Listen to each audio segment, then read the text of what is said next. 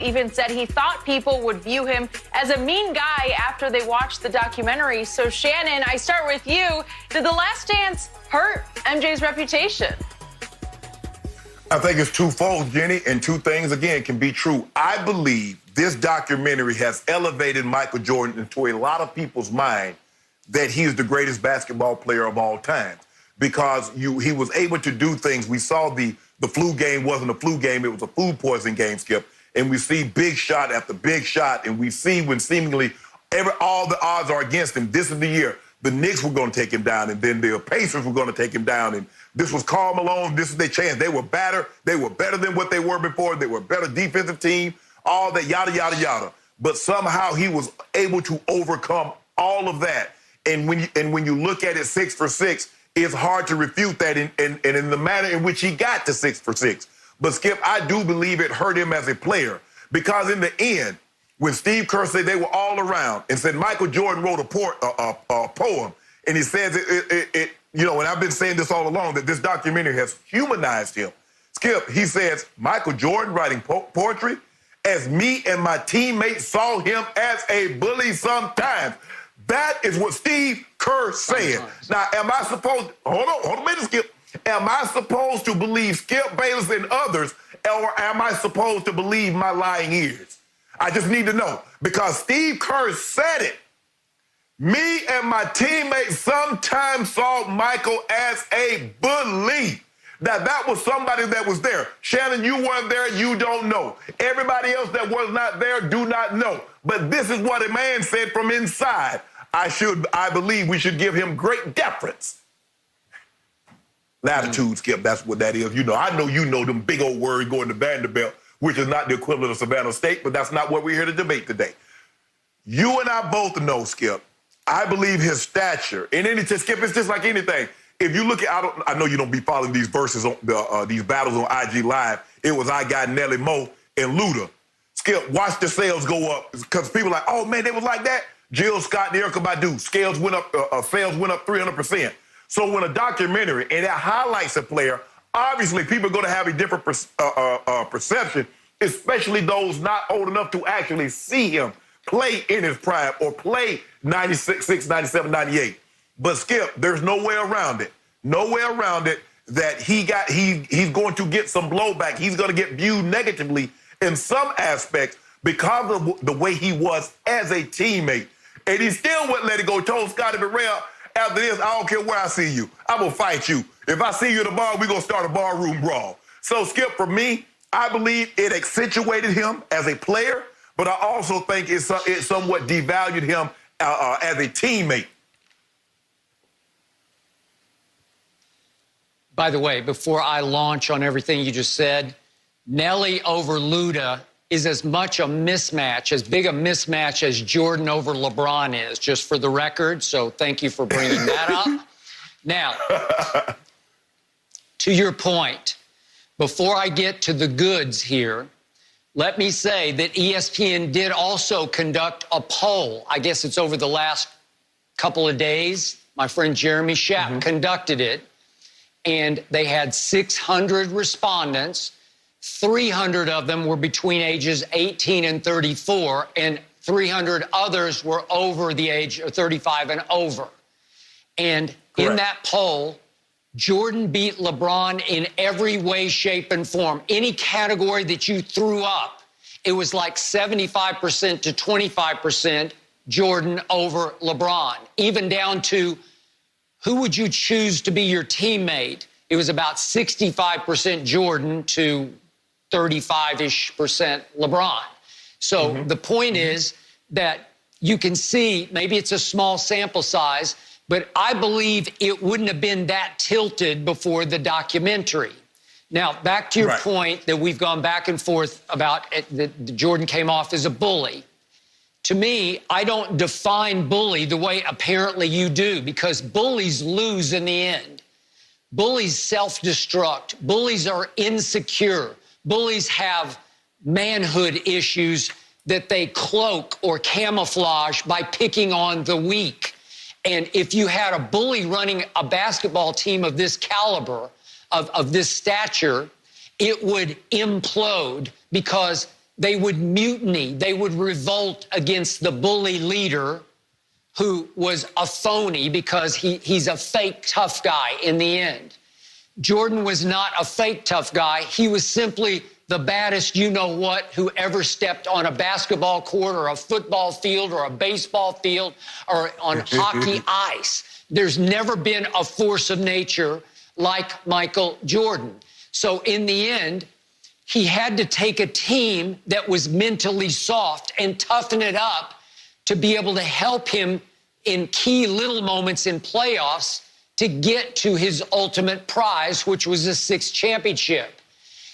What did we see from Scottie Pippen? As he said in the documentary, they needed toughening up because he had talent. No doubt Scottie did. He was mentally soft.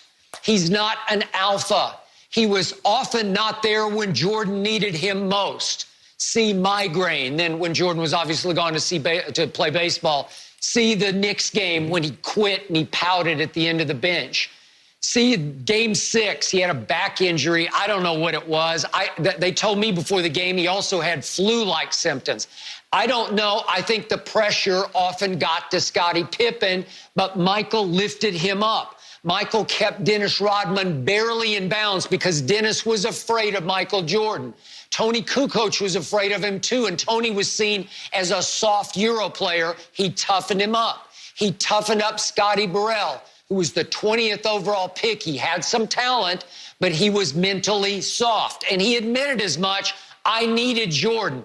I even saw Will Perdue, another guy Michael jacked in the mouth during a practice skirmish. I saw Will on ESPN this morning, went to Vanderbilt University. I know Will pretty well. Will's now raving about the same Jordan that in the documentary he said he could be an a-hole, he could be a jerk. He crossed the line numerous times, but in the end, he thought he was a hell of a leader and hell of a teammate. Nobody turned on him. All the people that he abused, everybody he ridiculed and put through hell, they all swear by him now. He swore at them, they swear by him.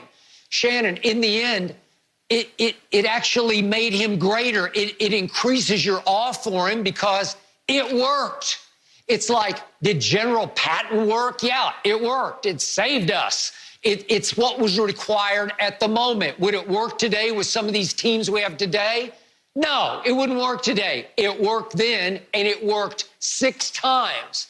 It worked in ways Phil Jackson never would have been able to motivate that team. It's why I told you Jordan is the greatest leader/motivator I was ever around. And I'll throw in Ray Lewis, Tom Brady, you name them. This guy was a cut above all of them. So I think this only helped his aura, his legacy, his reputation. I think it lifted him up even higher onto a pedestal that is so beyond LeBron that it's now been the last dance for your GOAT argument. Well, what I did is I disregarded. When it said Michael Jordan is a better passer than LeBron James, I disregarded everything else. When they said he's had a bigger positive off-the-court influence than LeBron James, I disregarded everything else because now you're bull-jiving. You're bull-jiving. You're bull-jiving. Nobody, not even Skip Bayless, not even the greatest Michael Jordan supporters can say Michael Jordan is a better passer than LeBron James. You're talking about a guy that has point guard Magic Johnson and John Stockton level skills, and he is a forward, a small forward.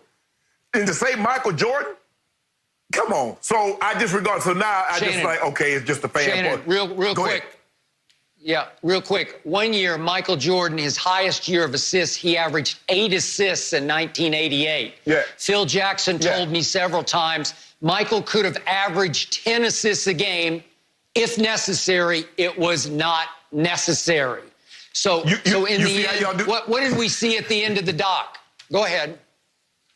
No, what kills me is that Michael could have done all this. But when I say LeBron could have done this or could have done that, well, why doesn't he? That's the difference between him and Michael, that killer mindset. If Michael Jordan could have averaged 10 assists a game, he would have. That's why he averaged 30. That's why he had the second most 50-point games, because that's what he wanted to do. You can't say now because he didn't do it. If he wanted to, he could have. Because when I make that same argument for other players, you're not trying to hear it. So why must I hear it now that if Michael would have wanted to average 10 assists tonight or would have wanted to have more triple doubles, he would have. Michael did.